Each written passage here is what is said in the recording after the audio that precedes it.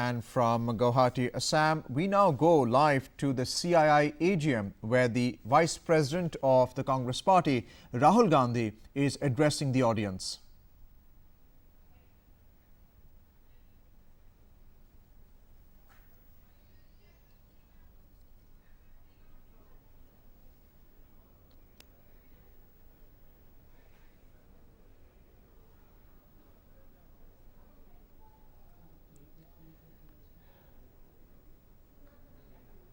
Ladies and gentlemen, please join me in welcoming Mr. Rahul Gandhi.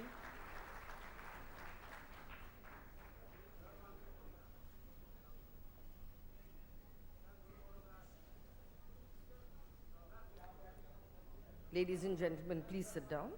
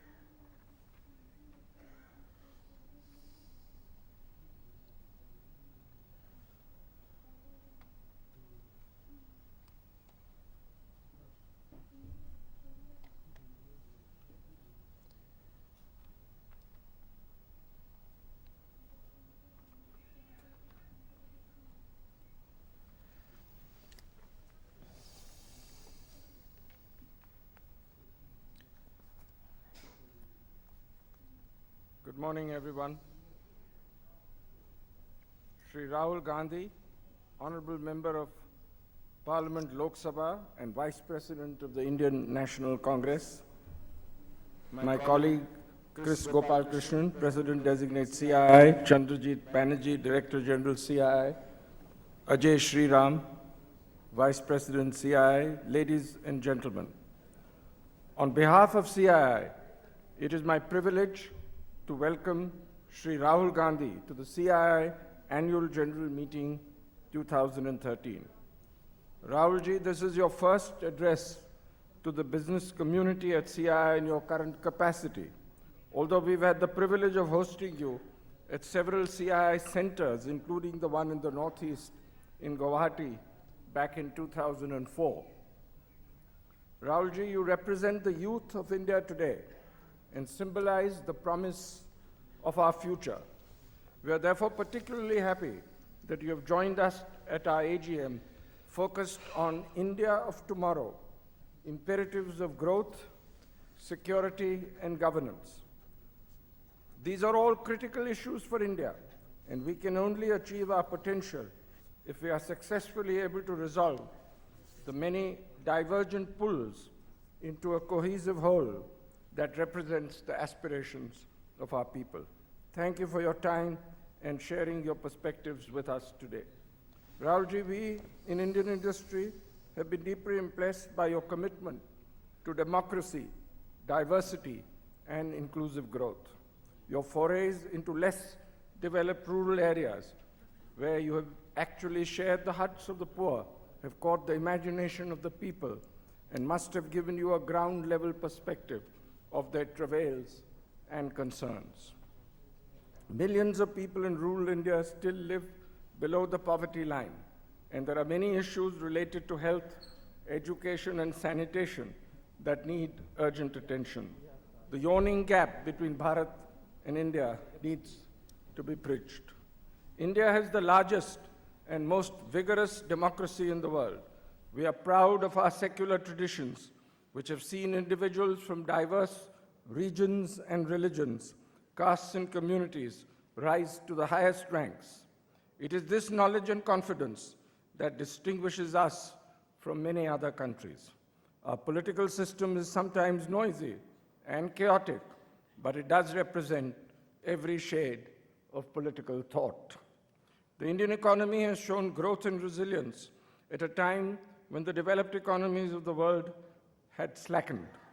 The global slowdown has halted India's growth trajectory temporarily, despite the government's quick measures.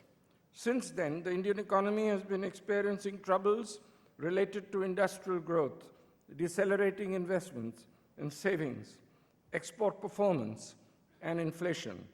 However, we at CII are confident that the underlying macroeconomic fundamentals continue to remain strong and that we will quickly reprise the high growth plan. At the same time, we are conscious that much more needs to be done. Continued reforms and liberalization of the industrial environment are a national priority. Some key initiatives for national competitiveness that remain on the table are the goods and services tax, fast tracking of large infrastructure projects, particularly highways and power, and a balanced land acquisition policy that will boost industrial growth. Yesterday, Prime Minister Dr. Manmohan Singh and several cabinet ministers assured us in their addresses that they are committed to resolving these issues. Our performance on many social development parameters is far below our aspirations. Although the government has done much to address the needs of the more vulnerable sections of the population with initiatives such as the Common Minimum Program, growth is uneven, with many regions and many sections of our population lagging behind. India, as many other economies, has seen the unfortunate phenomenon of jobless growth, something that accentuates inequity and has the potential for social unrest. Employment, education, and entrepreneurship, therefore, must be central concerns. The top agenda for development is unlocking the potential of our biggest asset, our people. CII for many years has understood that businesses cannot succeed in societies that have failed.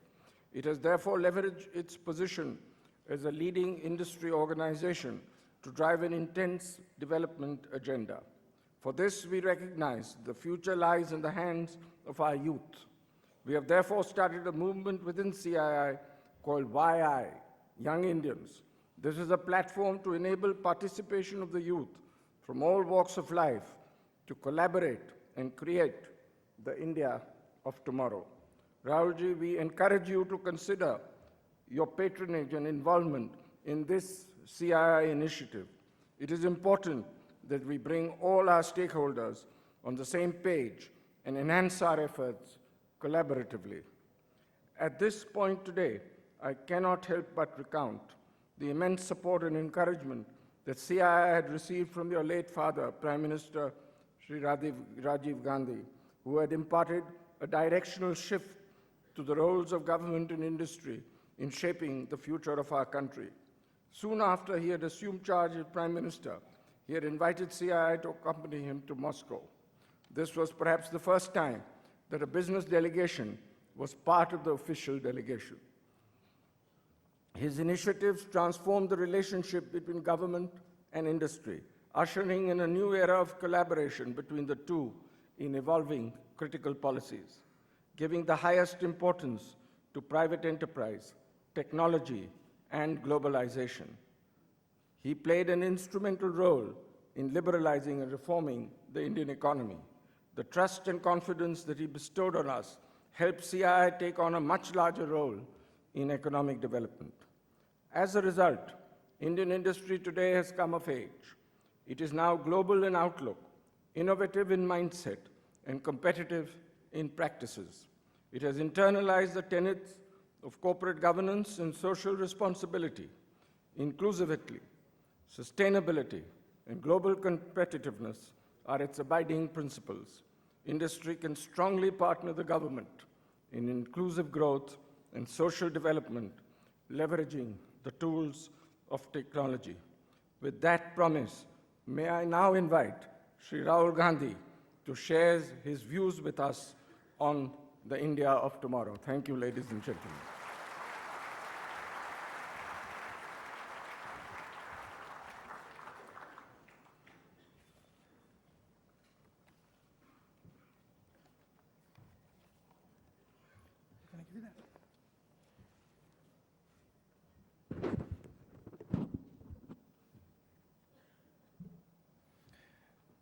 Mr. Adi Godrej, Mr. S. Gopalakrishnan, Ajay Sriramji, Mr. Chandrajit Banerjee, leaders of business and industry, friends, it's an honor for me to be here today. And I'd like to begin by telling you why it's an honor for me. See, there's a tendency to look at India as a country. In our everyday life, we see India as a national structure. But if you go back slightly more than that, go back 100 years, 200 years, you'll find that India actually is energy. It is a force. If you go back 1,000 years, 2,000 years, you would find that that force came from our rivers. Ganga, Yamuna, Saraswati, we worshipped these rivers. And the reason we worshipped them was because that was where our energy came from. And everything we had was built on those rivers. Now, we've gone way beyond that. We have built structures that are allowing this energy to rise, to explode. And it's an honor for me to be here, because as this energy moves from India and goes abroad, you are the cutting edge. You are the people on the first line. And you're the people who are our ambassadors. You're the people who tell the world what this energy is about. Over the last couple of years, you have done a tremendous job. The image of India has changed. I went to university in 1991, and I remember nobody thought of India. I remember conversations where people would laugh and say, look, do you have elephants on the road? Nobody's saying that today. And a huge part of that is because of you. So I'd like to thank you, and I'd like to tell you that it's a big honor for me to be here addressing you.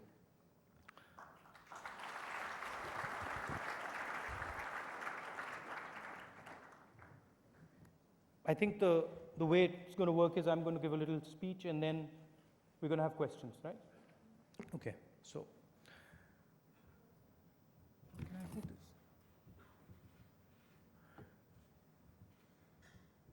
It was a dark night some years ago when my team and I got on the Gorakhpur Lokmanya Tilak Express and traveled across India's heartland. We wanted to understand how young Indians were building their future. And I spent a large part of the 36-hour journey moving across the train and talking to travelers, youngsters, weary families, and migrants moving from the dust of Gorakhpur to the glitter of Mumbai. It took us 36 hours. It's called an express. Anyway, I remember a young boy from Purvanchal, Girish, who painted the outside of skyscrapers. There were two carpenters, one of them traveling from his village to Mumbai for the very first time. Imagine the feeling of a young fellow getting on the train, coming out of his village, going to Mumbai. Spoke to a young Muslim boy setting out to start his life. He had no idea what work he was going to do. I asked him, boss, what happens if you reach Mumbai and there's nothing for you to do? If I reach Mumbai, there's nothing for me to do. I'll get in a train, I'll go to Bangalore. That's the spirit of this country. Forward-moving, brave. What struck me about that train was the optimism. These were poor people, weak people, but not one of them was pessimistic. They were sitting there saying, "Haan, bhaiya, kaam ho jayega. Naukri mil jayegi." And they were all struggling. And this optimism for me is just like India. It's bursting with dreams and fearless ideas, brave ideas. And as it hurtled towards Mumbai, I sat there looking at this train and wondering how many of these dreams will actually be fulfilled. By the time we reached Mumbai, we had made friends with Girish the carpenter. And he told us, come and see where I live. And we thought, that's an interesting thing to do. We had come all the way from Gorakhpur, and we thought, let's see what this little young migrant is doing.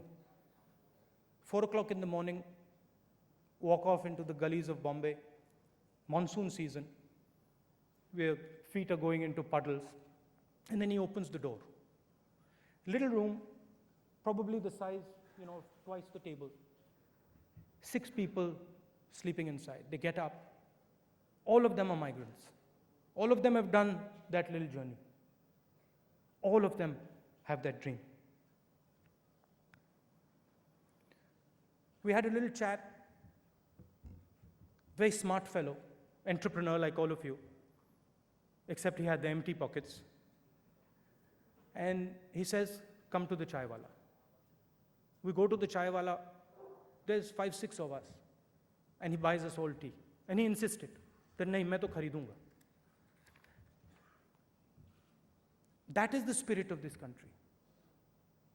Millions and millions and millions of youngsters struggling every day with optimism.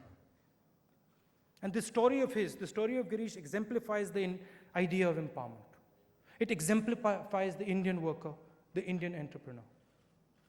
And as we talk here, 1 billion people are breaking their shackles. They're coming out and they're claiming their place in the sun. India is home to the largest pool of human capital the world has ever known, and probably will ever know. And it is this movement of people, this tremendous movement of people and ideas, that is going to define this country in the 21st century. It is this energy that is producing your best managers. It's driving the stock market. And it's the energy providing labor for all your factories. It drives the consumption upon which your businesses are built. Democracy and technology have triggered a non-reversible chain reaction in India. This reaction is now unstoppable. Nobody can stop it. We have to channel this reaction. We are now sitting on an unstoppable tide of human aspiration, a tide so great that it is going to move forward, regardless of what we do. But for this massive movement of people and ideas to be truly transformational, we need to nurture it. We need to make it harmonious. We need to make it happen smoothly. We need to use the energy generated by this movement of people and ideas, the force that this movement is generating, and we need to use it to empower everybody. Not one person, not almost everybody, but everybody. The first thing we need to do is we need to accelerate this movement. It is our duty to provide India with the physical infrastructure to enable this unprecedented movement of people and ideas. This infrastructure needs to connect India. It needs to connect Indian villages, it needs to connect Indian cities, and it needs to connect India to the rest of the world. We have to provide the roads on which our dreams are paved. And these roads, they can't have potholes. They can't break down in 6 months. They have to be big roads because they're going to carry strong people. They're going to carry strong forces. We have to provide the ports from which our ideas will set sail. We have to provide the electricity for our children that will light up their future. Government cannot build this infrastructure alone. We are incapable of doing it alone. We need your help. It has to be built jointly, and together we will find the models where capital is used efficiently and without delay. It is critical that the business environment for the creation of this dynamic infrastructure is stable and predictable. Secondly, people were not the only thing moving on that train. Ideas moved with them. And in the 21st century, we need to make ideas move fast. We need to aggressively build the knowledge infrastructure that will support this massive flow of ideas. Together, we must ensure that our knowledge, education, and skills define the global standard. It's not good enough for us to say, we want to be like them. They have to say, we want to be like India. Certainly, we have the seeds of a world-class education system.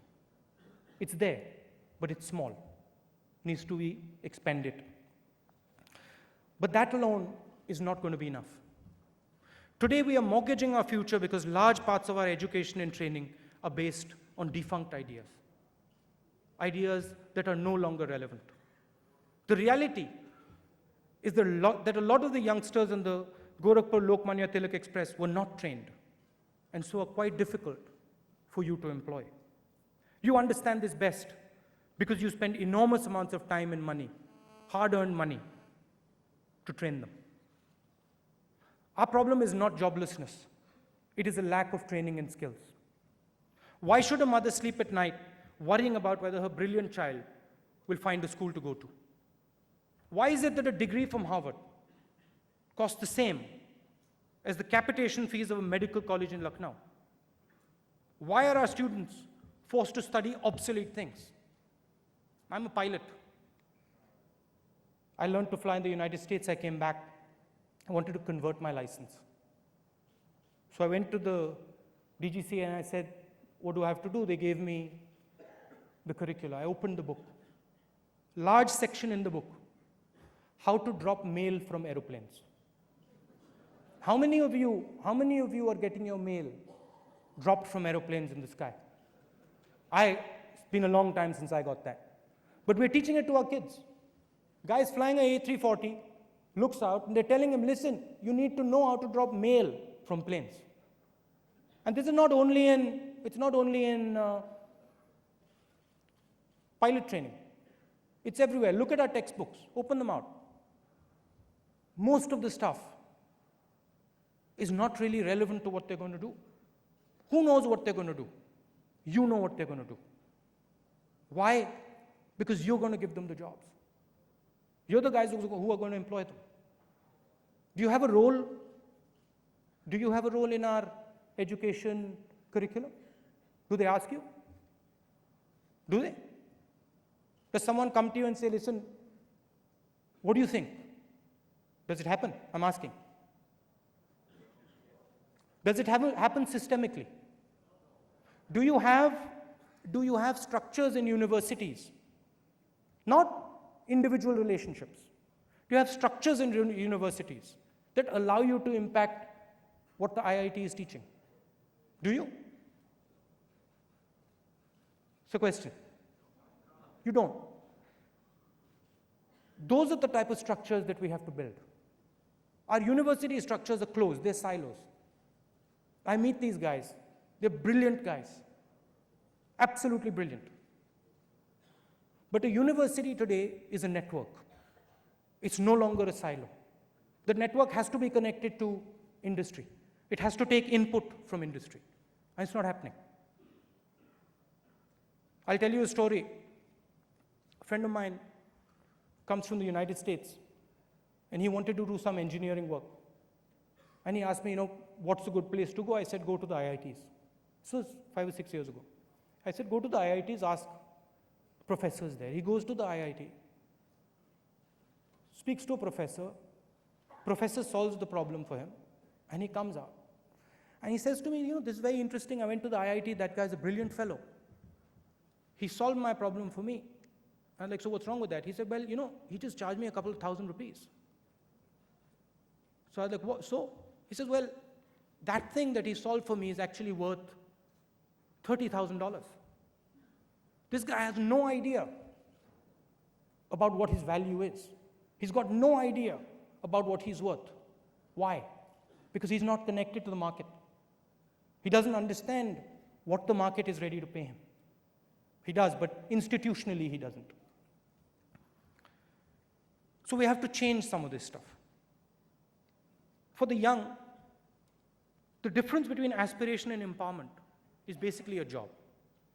I go to the rural areas, and the bottom line is a job. Everything else goes around it, education, but it's all done to support jobs. And that's where you guys come in. You are the people who are going to take the lead for the creation of jobs. What we have to do, what the government has to do, is we have to improve the playing field and create an impartial, professional, and rules-based government system. I've spoken to you about what we need to do to nurture this movement of people. I'd also like to tell you about what I feel threatens this movement of people. What is it that we should worry about? What are the things that can go wrong? Lack of infrastructure is clearly one. Lack of knowledge infrastructure is another one.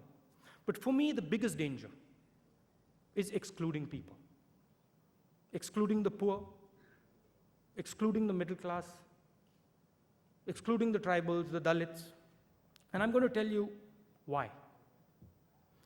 Whenever we've not embraced the excluded, women, the minorities, Dalits, tribals, we've always fallen backwards. President Kennedy famously said that a rising tide raises all boats. I oversee a women's self-help group movement in my constituency and in Uttar Pradesh. And chatting to them once, I told them this. I said, President of the United States, he said that a rising tide raises all boats. The woman looks at me and she says, Rahul Bhaiya, हमारे पास तो नाव ही नहीं है. A rising tide doesn't raise people who don't have a boat. We have to help build the boat for them. It's not good enough to raise the tide. We have to give them the basic infrastructure to rise with the tide. And what is the basic infrastructure?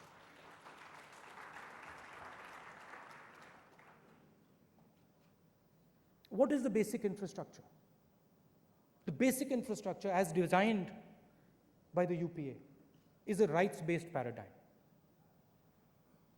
Give everybody the basic minimum on a number of key ideas. Give them a basic minimum on the job front. Give them a basic minimum on the education front. Give them a basic minimum on information, which is what Nandan is doing. That is what we are trying to do with the rights-based approach. The rights-based approach is important because it allows people to move. It builds this movement. One of the biggest problems poor people have is identification. If you go to a village, the village knows each other. Everybody in the village knows each other. Uska bhai hai, uski behan hai. When the villager leaves the village, he loses all that information and nobody else has it. So a lot of the ideas that we have are designed to support this movement and make it smoother, more comfortable for people who are going to move. And as I said earlier, this movement is what is driving everything. It is what is driving your businesses. Let me go back to the women for a bit. 1 second. Yeah. Let me go back to the women. They told me they have no boats.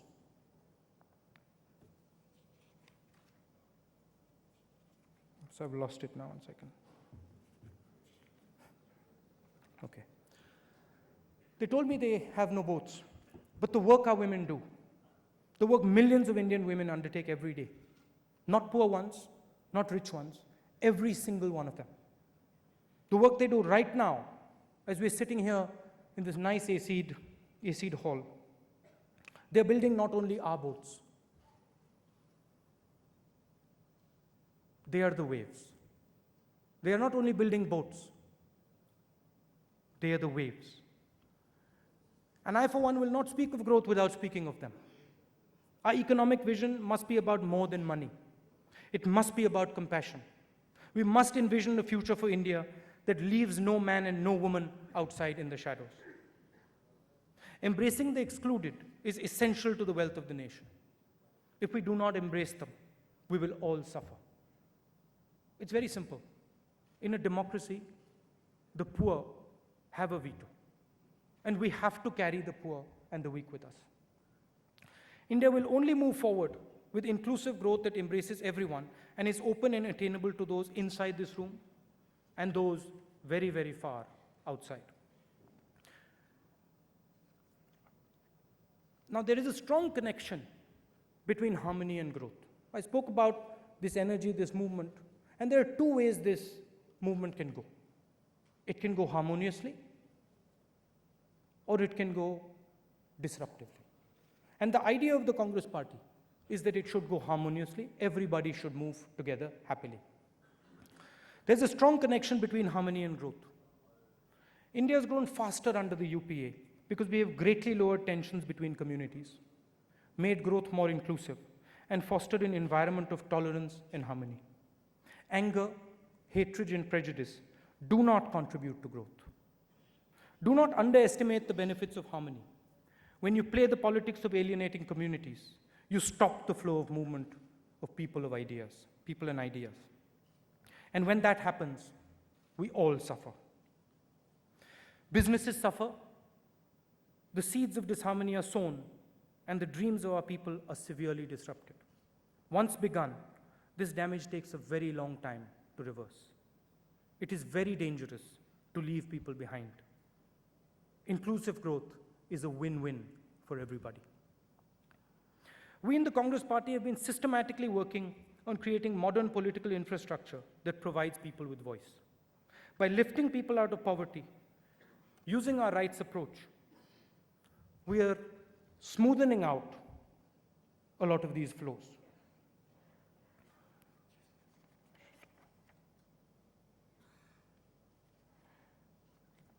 As we move forward to meet these challenges, we must remember that we have a tendency in India to think about solving all our problems incrementally. This is a mistake. There are some problems that require exponential solutions. Whenever India has done well, it has done so not by incremental steps, but by radically transforming its structures. Look at our successes, from the Green Revolution to the White Revolution to the IT and telecoms revolution. All those successes were the results of exponential thinking. We're a brave young country. Let's break out of the mode of incremental improvements and get into the mode of generational shifts. Let's stop wondering how many colleges we can build, and let's start discussing what we can do so that the very idea of a college, so that the very idea of a university is transformed. This might sound idealistic to you, but I'm speaking very seriously from India's experience. Look, if we went about the telecoms revolution in the 80s by distributing telephones one by one and going slowly house by house, Sam Pitroda wouldn't be sitting here with us. He would be somewhere in Kalahandi distributing telephones. He wouldn't have that wonderful white hair. He'd be bald. I have no interest in going bald, even though it's looking pretty likely at this stage. So let's get in the business of smart interventions. Your voice and skill set has to go into policy in a systemic way. Sam Pitroda, Krishnamurthy, Sridharan, Nandan Nilekani, they all combined their skills with government to empower people and transform India. What India is thirsting for now is a visionary partnership. A partnership that incentivizes you to provide economic gains for the poor and the millions of aspiring middle class. It is only once this partnership is forged that we will generate the momentum to transform this country. The Congress Party is the only political institution capable of forging this partnership. It is the only party which is inclusive by design and whose core value is promoting harmony. We are committed to creating an open political architecture that is accessible to every Indian. Today, we need to forge a new business compact, a new framework that responds to the 21st century. On our part, we will ensure a fair, rules-based and stable environment for entrepreneurs, large and small. An environment where businesses need not compete in the corridors of Harizina Hill, but compete instead on the streets and gullies of our towns and villages. An environment where businesses will thrive by innovating better products and services. The compact should bring the excluded into the economic mainstream. In such an environment, I invite business to help us unleash entrepreneurship and jobs at scale. In this compact, business would commit to play by the rules, protect the environment, and respect the rights of people. We are readying ourselves by developing a new political architecture which will incorporate in a systemic way all voices, including the voices of business. I've come here because I believe in you. I believe that this country cannot move forward without you. I've come here because I want to forge a partnership with you, a long-term partnership to take this country forward. Let us work together to build this brave, empowered new India.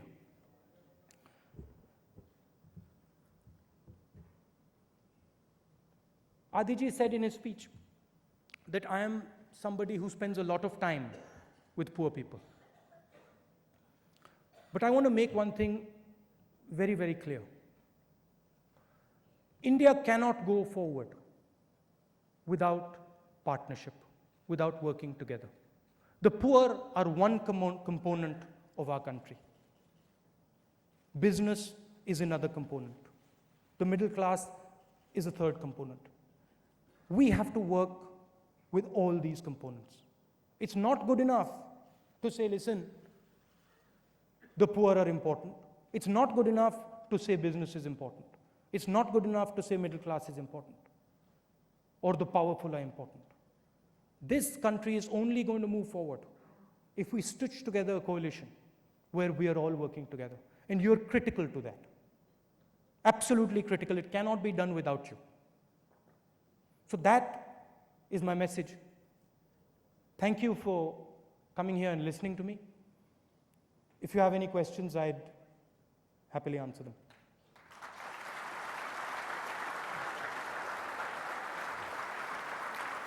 Can I have a mic?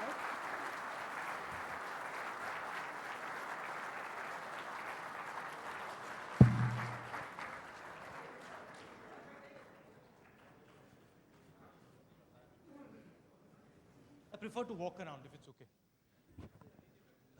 Yeah. Rahulji has kindly agreed to answer a few questions. May I request Mr. Ajay Sriram, who is the Vice President of CII and also the Chairman and Managing Director of DCM Sriram Consolidated Limited, to ask the first question, please. Thank you, Adi. Rahulji, thank you very much for sharing your thoughts, and it's wonderful to... Yeah. Thank you, Adi. Rahulji, it's wonderful to hear you share your thoughts of the vision of India. Thank you very much for coming here and being with us. Thank you. The issue which I wanted to ask of how we can further improve is the issue of center-state relationships. Based on our constitution and the federal structure, the states have their own rules and regulations, center has their own rules and regulations, and very often economic development and progress gets hampered because of lack of cohesion or lack of a unified thinking of how to carry a particular project or a particular vision forward. Do you think there's something we can do to actually increase the harmony? Would you like me to give you the political answer, the actual structural answer? No, it will be honest. Both answers will be honest. One is a structural answer. Practical answer of what is actually going on in the country, right? And it's slightly complicated, so you'll have to bear with me. Is that okay? Yeah, absolutely. What's happening in India today, and the key is the 73rd and 74th Amendment. The 73rd and 74th Amendment basically created a third tier of government, a structure below the MLA and the MP. And what is taking place in India is a devolution of power to this third tier. And a lot of the tension you see is actually the tension that is coming, the challenge that is coming actually from the panchayat. Let me give you the numbers, approximate numbers. I'm an MP.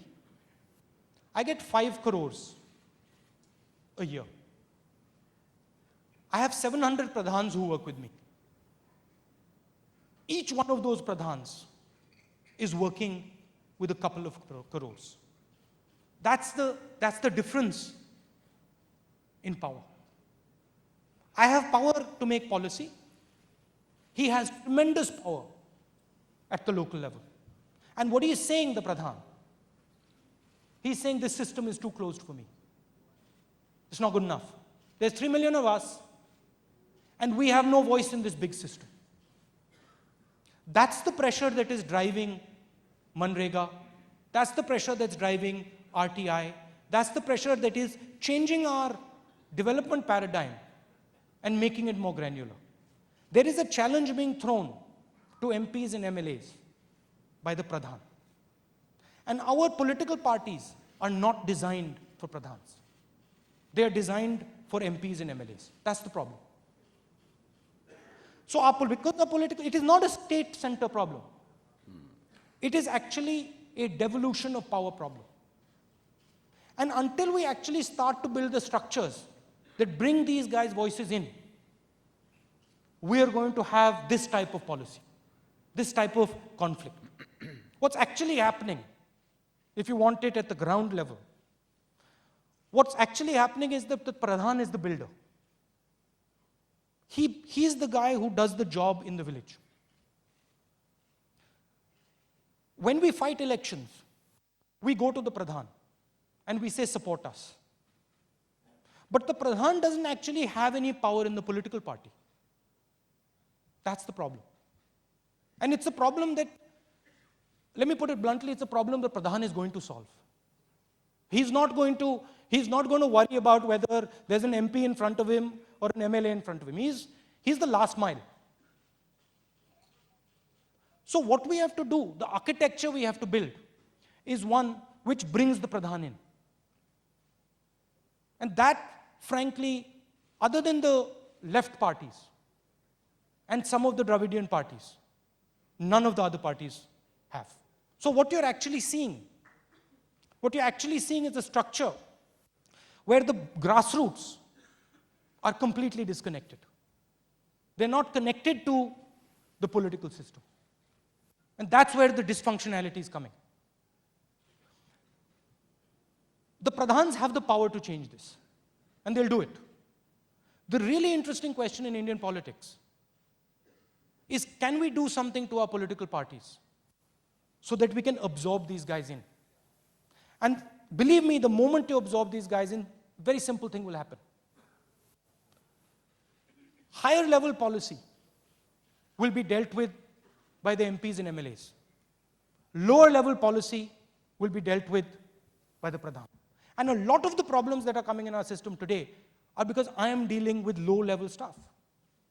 That our ministers are doing stuff that is actually not their job. It's the job of a local representative far outside. So until we actually open this political system out, this dysfunction will exist. I don't know if that's a complicated answer, but that's actually the answer. Thank you. May I ask Dhruv Soni, past president CII, to ask the next question? Thank you. Rahulji, to get onto another platform, something that you started with, which is the energy of our rivers. My question is on one of the major problems in India today, which is water and wastewater. We really have not a conception of how bad the situation is. Punjab with uranium in it, and West Bengal with arsenic.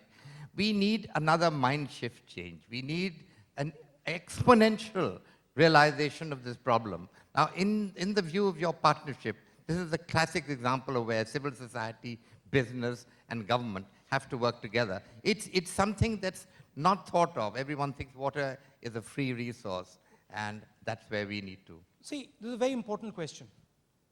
But it's not only about water. It's about every single thing. I raised it here about the university curriculum. It's about every single thing. We have not built the systems that actually integrate voice. Tell me something, is there a systematic way for the voice of business to come into government? Not just, I am a friend of Montek's or I know Montek, but a systematic, structural way for you to say, listen, this is what we think, this is what should happen. Is there such a system? No, the CII is not in the politics.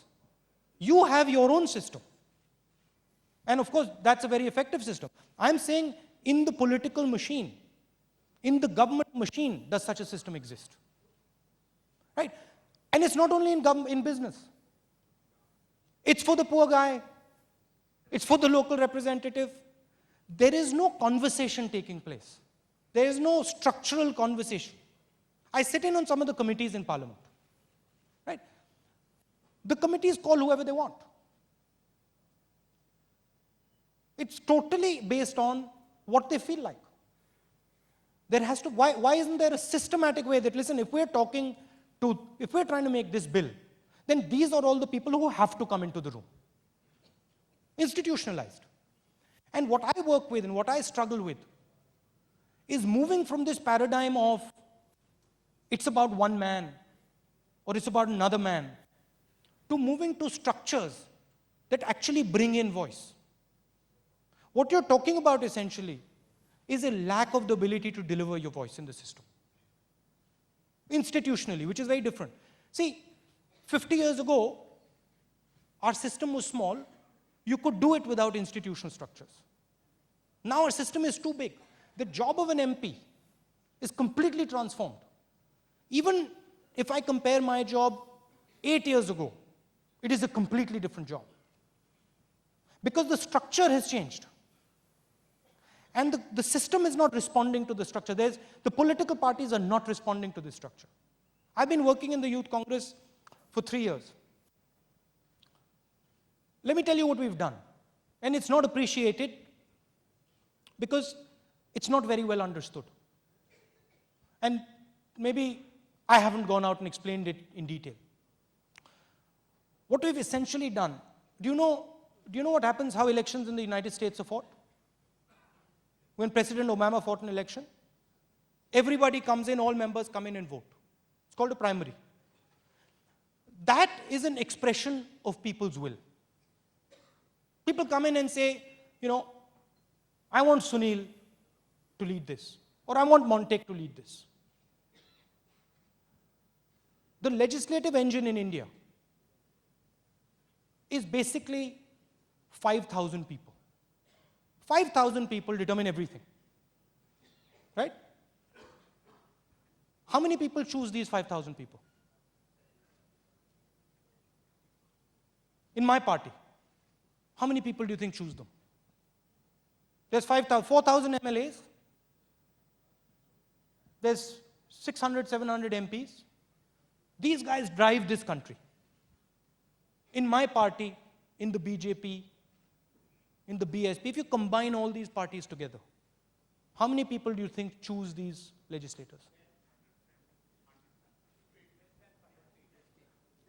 In the whole country, including, I've done this, in the whole country, including the BJP Congress, pushing it hard, 200 to 300 people.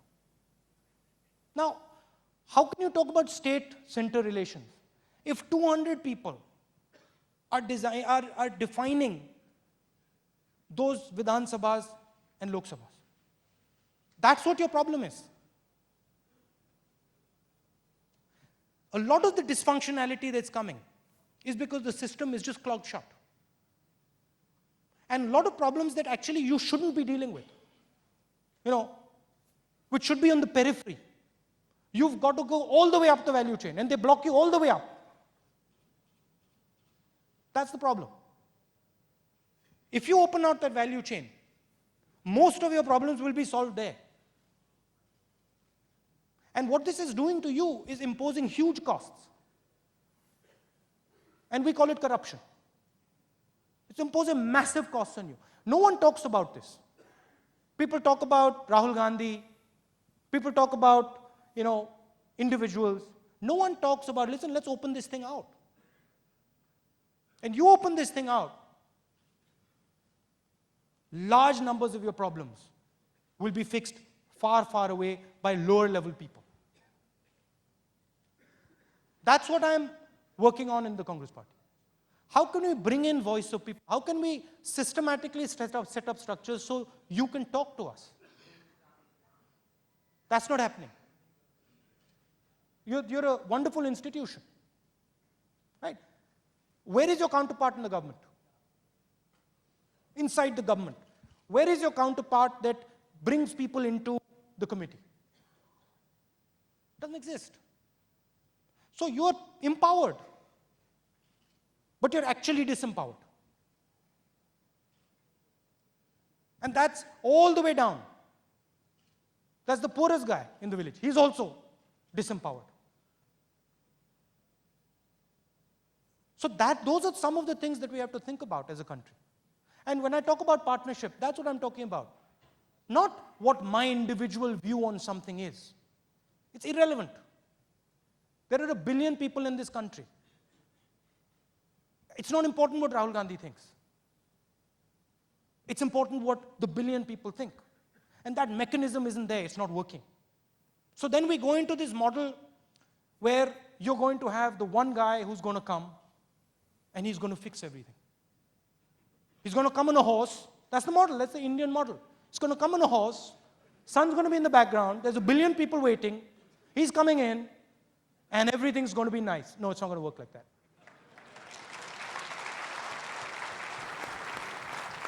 I like to tell the truth. I like to tell the truth, and I like to say what I see. Give me all the power you want. Give one individual all the power you want. Give him everything. He cannot solve the problems of 1 billion people. Cannot be done. Give 1 billion people the power to solve their problems. It will be done immediately. And we got to move this debate. I mean, I get frustrated. We got to move this debate. It can't be about one person. The chief minister of Assam has fixed everything. This is ridiculous. It's got to be about what are the structures we are building, what are the machines we are putting into place, how are we bringing voice into the system. And none of that debate takes place. And frankly, I get frustrated. I read the newspapers, I'm like, okay, it's always about a person. It's never about voice of people. It's never about voice of business. It's never about voice of the telecom industry. Systematically, not individually. And listen, if you're expecting Manmohan Singh ji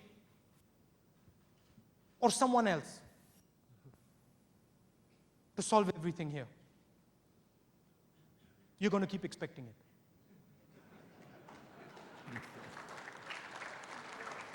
It's as simple as that.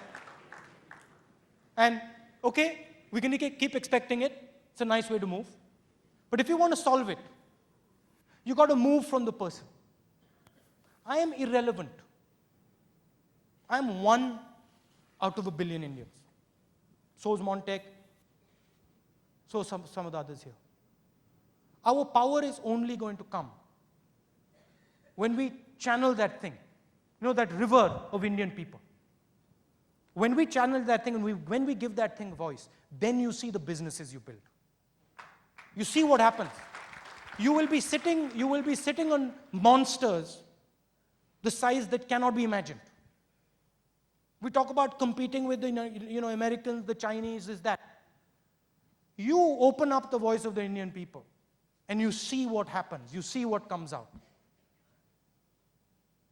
You cannot imagine it. Because I go to the villages and I see these people sitting there. Nothing is working. There's no road, there's no this, nothing. And they're sitting there and say, Bhaiya, I'll tell you one of my favorite stories.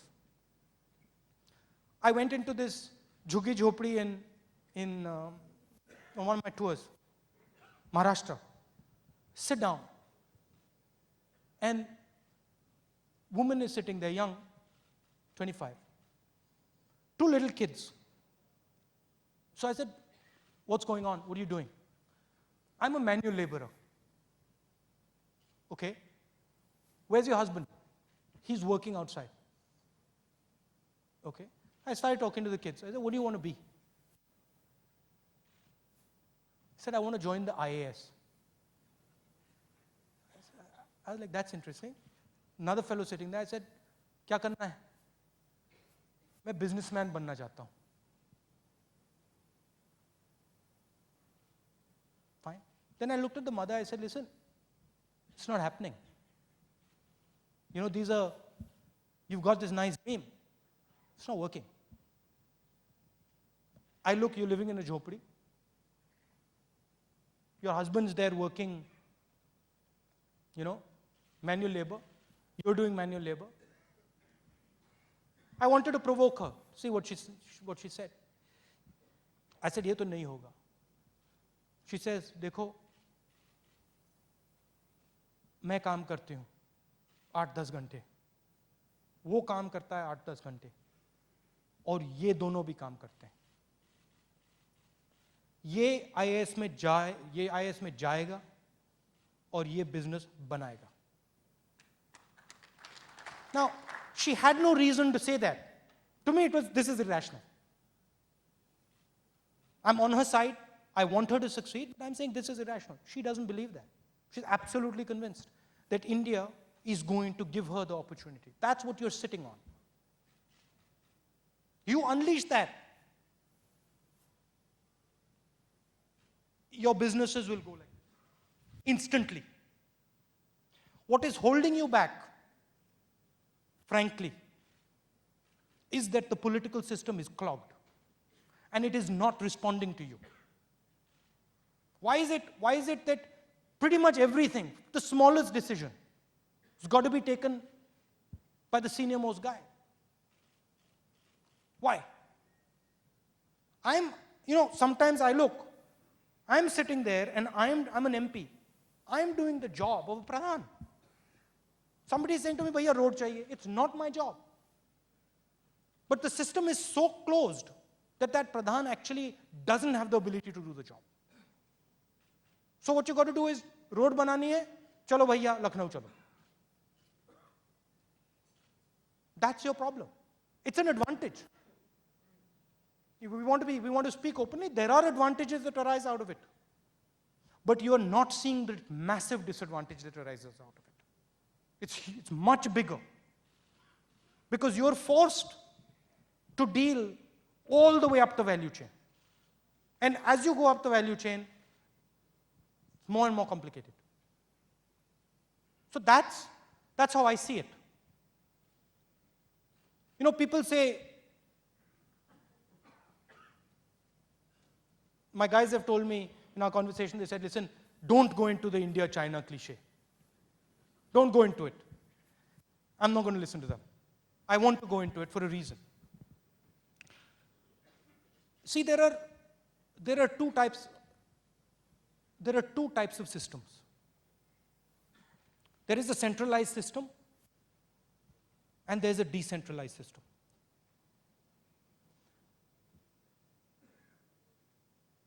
China is a centralized system. They call it the dragon. You can see it, it's very clear. It's big, it's powerful. It builds big structures that are visible. And people call us an elephant. They make that comparison, they call it the elephant and the dragon, right? They call it an elephant. We're not an elephant. We're a beehive. We're a beehive. And it's funny, but think about it. I'll tell you why we're a beehive. Which one is more powerful? An elephant or a beehive?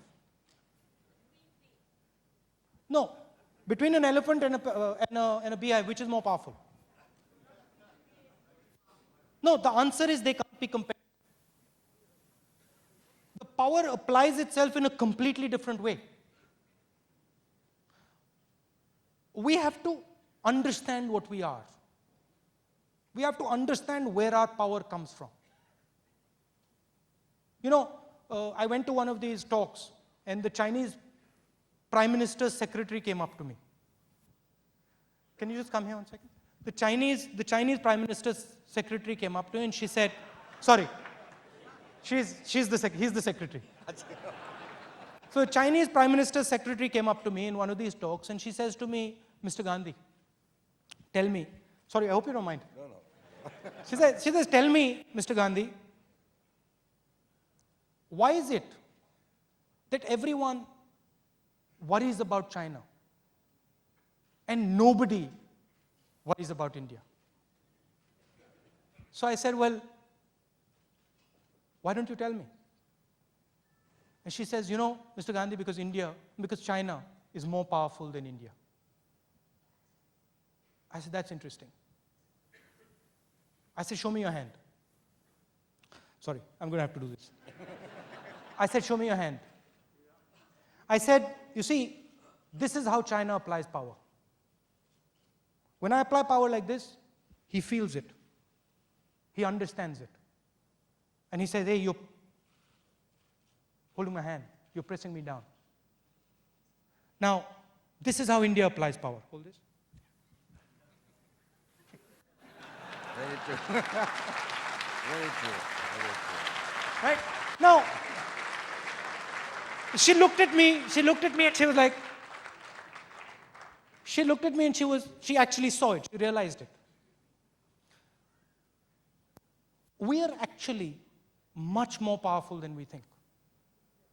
Except we just don't apply power in a centralized way. There are people doing yoga in New York, dancing around. That's Indian power. You go to a nightclub somewhere in Spain, and there's Amitabh Bachchan on the screen there dancing around. That's Indian power. That's the power of the beehive. Nobody sees it.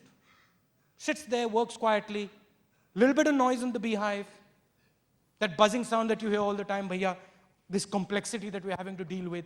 What do we do with this? Montek, it drives him nuts. Right? It drives me nuts. I look at the newspapers, I'm like, why are we talking about these things? This is not important. Opening up the political system is important. Voice is important. Why are we talking about Aishwarya Rai's wedding? Why are we dealing?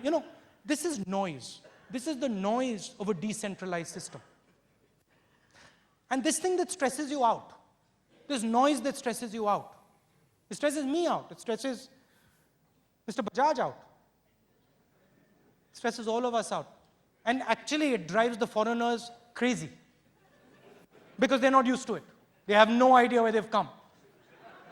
Some of these MIT guys came to see me the other day. They sat down and they said, Mr. Gandhi, what is this place? Why are Indians always complaining? Indians are always complaining because they're dealing with complexity. That's what we do, that's what we specialize in. There's no complexity in China. No complexity in China. I'll tell you a story. One fellow came, a friend of mine came from China, Italian guy. He was in shock, just stunned. So I asked him what happened. He says, I was on a bus in China. The bus hit a man. The driver picked up the man and put him on the side of the road, and we carried on. No complexity there. Simple. It is. Right? India is complex.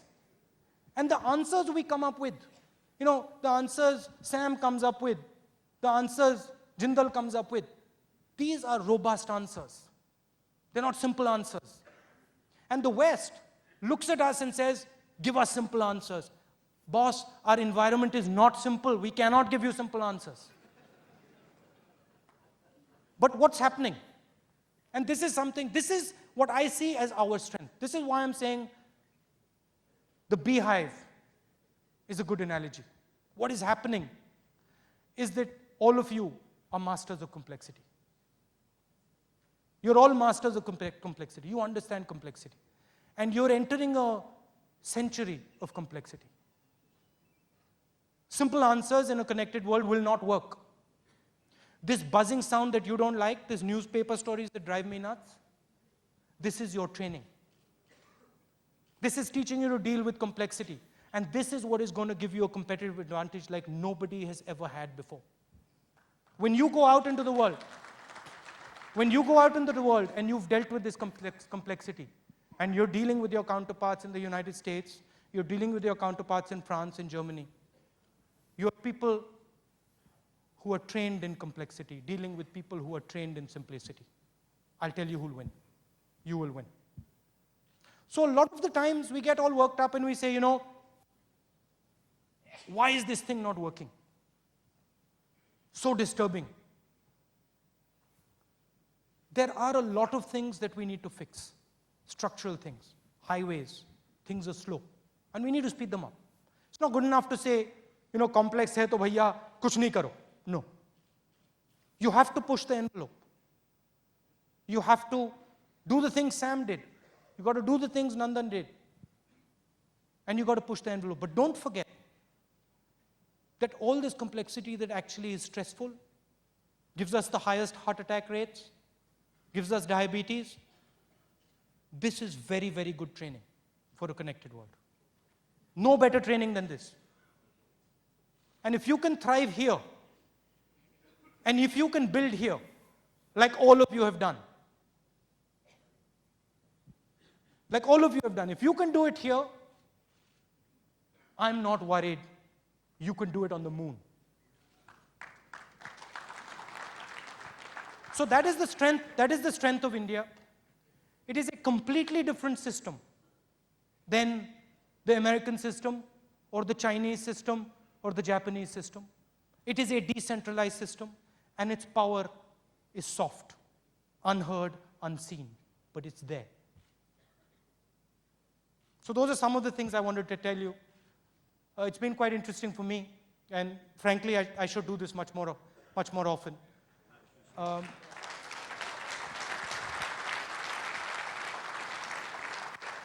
You get tags in India. See, it's the complexity, simplicity thing. You get a tag. He only cares about poor people. He only cares about rich people. He only cares about middle-class people. He's somebody who looks at Dalits. He's somebody who looks at, tribals. But the reality is that these definitions, these tags, they're just pieces of paper. They're just tags. I have one aim in my life. Okay? It's an accident of fate.